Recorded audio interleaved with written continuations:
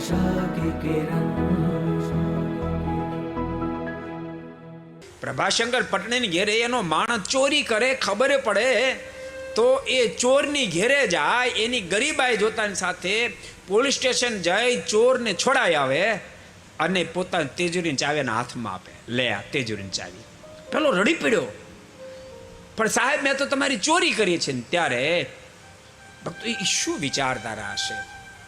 પ્રભાશંકર પટણીના મોઢામાંથી શબ્દ નીકળ્યા, તે ચોરી કરી નથી, મેં તને ચોરી કરવા માટે મજબૂર કર્યો છે.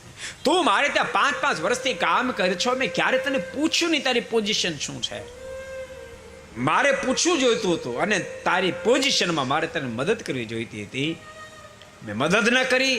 તારી મજબૂરી ઘેરે જઈને આવ્યો છું. તારા ઘરવાળાએ મને કીધું, તારા ધર્મપત્નીએ, છોકરાને ફી ભરવાના રૂપિયા નથી, સાસુ સસરા બીમાર છે ને દવાના રૂપિયા નથી.